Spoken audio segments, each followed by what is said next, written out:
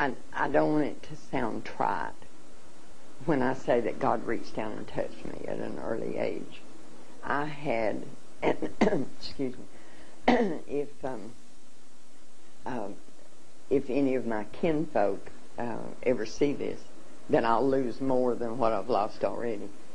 I was born into a family where my father was an overt racist, my mother was a covert racist, but both of them had very strong, I always felt like my mother was more dangerous in that respect. But so it was not something that came to me from training as childhood, but I was also born with a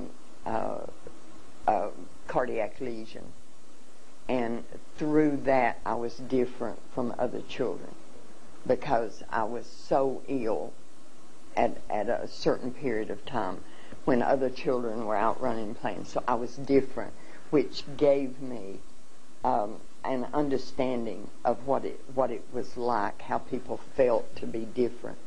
And then as I got older, this knowledge that these things were wrong, as I acted on those things, things happened to me, adverse things. I belonged to a Southern Baptist church. I was saved in that church. And I was thrown out of that church in my early 20s, which was back in the 60s, because I taught that racism was wrong in a Sunday school class. I was asked to leave that church, and the elder of the church, the deacon of the church that came to me and talked to me about it the first time was my grandfather. And he said, you can't say these things. And I said, I can't not say these things.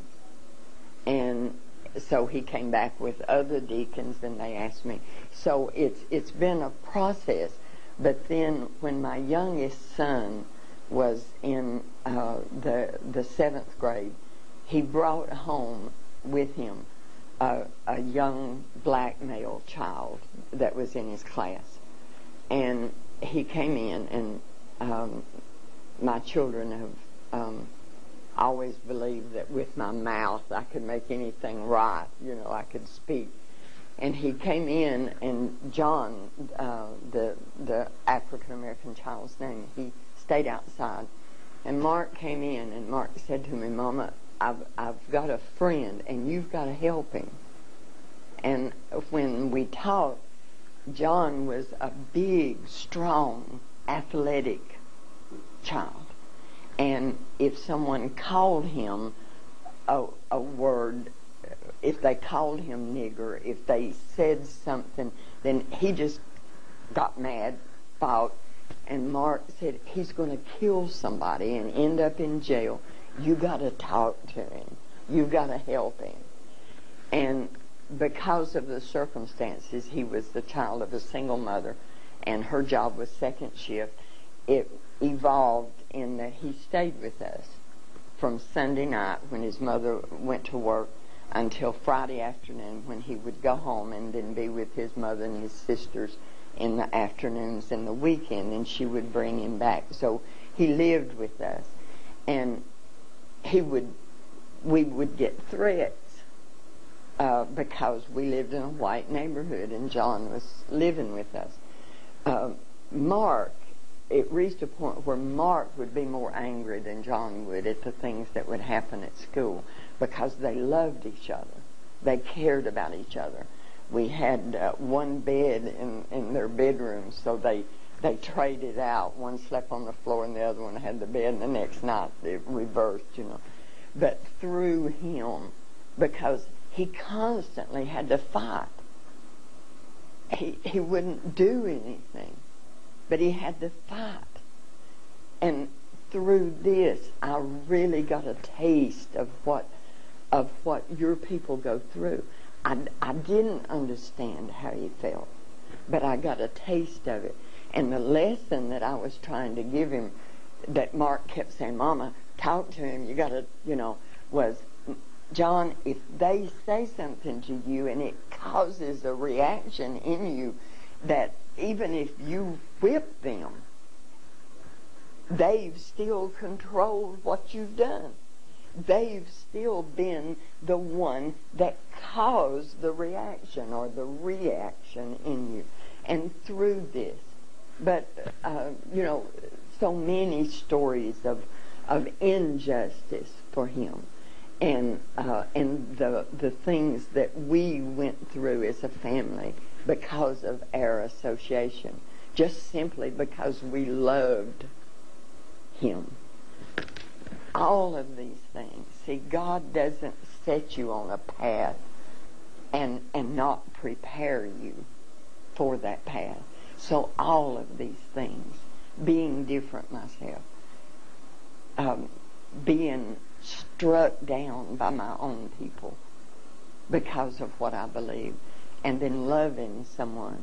I'm not sure any white person could ever enter into this battle and be on this side of the firing line unless they love someone of color, because most of us isolate ourselves. We can get up in the morning, go to work, go shopping, go do everything in our life that has to be done without coming in contact with you. So unless we love someone, we don't know what you think, what you feel. And don't tell me my best friend is, because I hear that all the time. My best friend is black. I don't want to hear that. I hear that a lot too. Mm-hmm.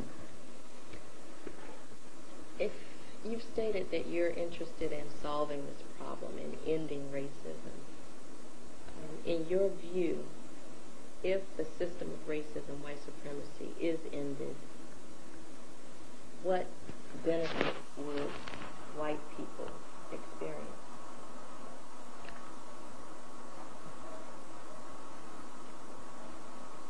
The guilt would go away, for one thing.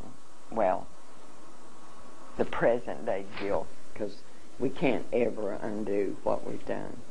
So, but that's difficult. What would we gain? Because most people ask me, what would we lose? That's a difficult question. Peace, because racism is the cause of the problems that we have in this country. It's the cause of the crime. It's, racism is, I feel like, the backbone of all ills that this country has. So we've gained peace. We would also gain knowing you and knowing about your culture, what you still know of it, because we've robbed you of most of it. We would gain that if the day ever came when I could walk into a place of work and you could be there wearing whatever clothing you wanted to wear, whether it was clothing that depicted your African descent or wearing your hair. White people tend to say, well, that's another question, I guess. We would gain knowing you, see, because we don't know you. And that robs us of a great blessing.